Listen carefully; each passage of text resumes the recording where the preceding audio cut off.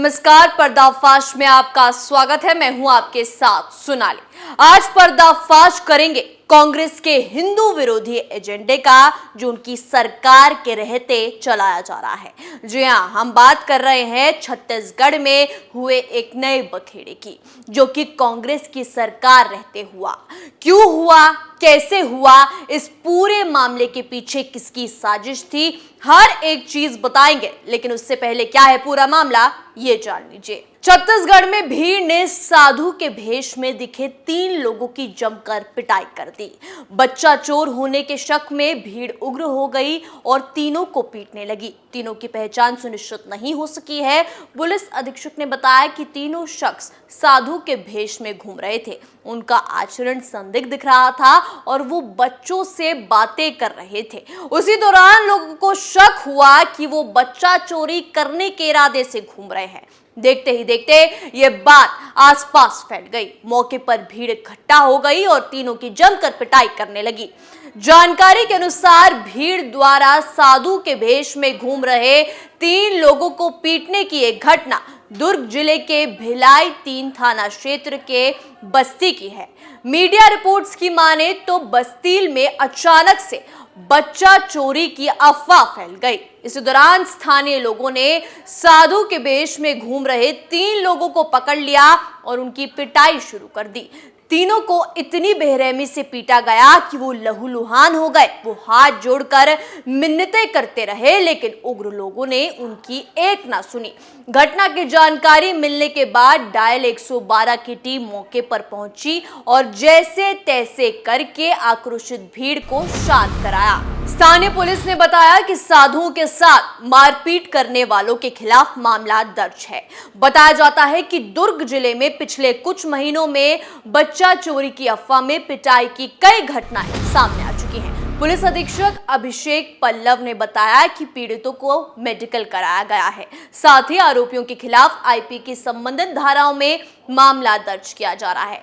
ये तो बात हो गई मामला क्या था, जो तमाम चैनल्स आपको बता रहे हैं और जो हुआ। लेकिन असल में इसके पीछे किसकी साजिश थी, वो जानना आपके लिए बेहद जरूरी है। सबसे पहले तो ये जान लीजिए कि ये कोई पहला मामला नहीं है जब कांग्रेस के राज में साधुओं के साथ ऐसी बर्बरता की घटना सामने आई हो। इससे पहले भी कई बार ऐसा हो चुका है। छत्तीसगढ़ के साधुओं के साथ मारपीट की कई घटनाएं सामने आ चुकी हैं।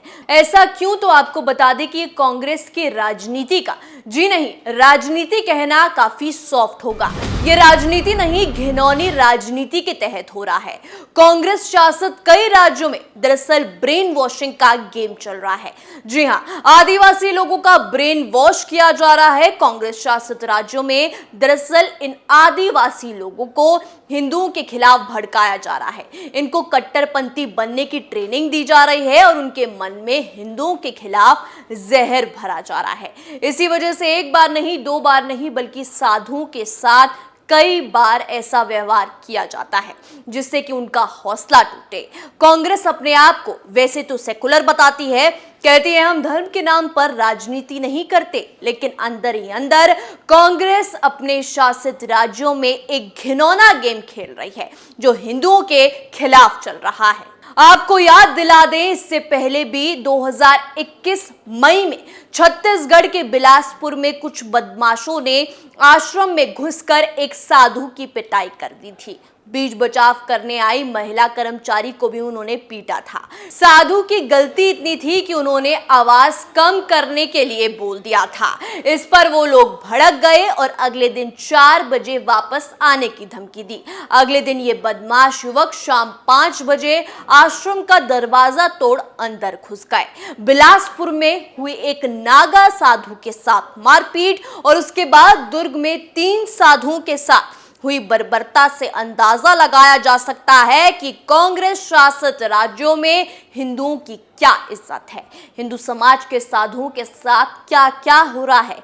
ये कांग्रेस पर कई सवाल खड़ा करता है। थोड़े से पैसों के लालच में एक साधु को प्रताड़ित करना कितना नरकीय काम हो सकता है, ये आसानी से समझा जा सकता है कि आखिर उस साधु ने किसी का क्या बिगाड़ा था। साधु से मारपीट का मामला अब लगातार तूल पकड़ता जा रहा है। शहर के हिंदू संगठनों ने इसका जमकर विरोध किया है। साधु पर हुए अत्याचार पर पुलिस विभाग भी किसी प्रकार की जानकारी देने से लगातार बचते नजर आ रहे हैं। बहरहाल जो भी हो, साल भर पहले भी देश में ऐसे हालात देखे जा चुके हैं जहां बेगुनाह सनातन धर्म साधुओं पर अत्याचार करते समाज के गंदगी से भरे हम लोग अपना असली चेहरा दिखाते हैं। लेकिन उम्मीद जताई जा रही है, जिस तरह से हिंदू संगठनों का नागा साधु बाबा को जो साथ मिला, उससे तो उम्मीद लगाई जा सकती है कि उन्हें इंसाफ मिलेगा। लेकिन कांग्रेस अगर इसी तरह साधुओं को प्रताड़ित करती रहेगी तो हिंदू चुप नहीं बैठेगा। एक बात कांग्रेस को समझ लेनी चाहिए कि धर्म के नाम पर पीछे से राजनीति करना देश की सबसे पुरानी पार्टी को शोभा नहीं देता है। कांग्रेस को इसका जवाब खुलकर देना चाहिए। आखिर भारत में क्या हो रहा है? महाराष्ट्र, छत्तीसगढ़ में साधु संतों पर अत्याचार हो रहा है और सनातन धर्म का अपमान हो रहा है। आखिर कांग्रेस क्या कर रही है? इसकी जल्द से जल्द कार्रवाई होनी चाहिए और साधु संतों पर अत्याचार बंद होना चाहिए। एक तरफ तो भारत जोड़ो यात्रा कांग्रेस ने शुरू की है, लेकिन दूसरी तरफ उनकी घिनौनी राजनीति से हिंदू संत समाज टूटने लगा है। क्या इसी तरह एक धर्म से बैर रखकर आगे 2024 में जीत पाएंगी सोनिया गांधी? ये सवाल आज मैं पूछती हूं कांग्रेस के उन तमाम दिग्गज नेताओं से जो घटना के बाद चुप्पी साधे हुए हैं। खैर, इन सब से कांग्रेस की धर्म वाली घिनौनी राजनीति सबके सामने आ गई है। पर्दाफाश में आज के लिए इतना ही। देखते रहिए कैपिटल टीवी। नमस्कार।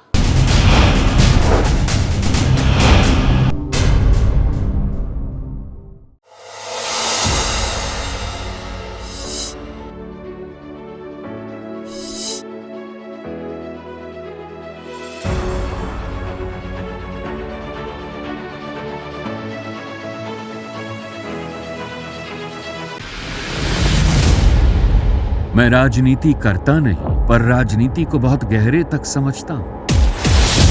मैं लोगों के बीच रहता हूं, लोगों के मन को अच्छे से जानता हूं।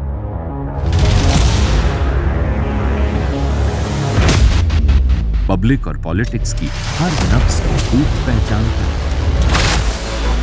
संघर्ष की सियासत से सत्ता के सिंहासन तक मैं हर खबर से खरा सच निकालता हूं। ना कोई दौड़, ना कोई race. Capital TV, Uttar Pradesh.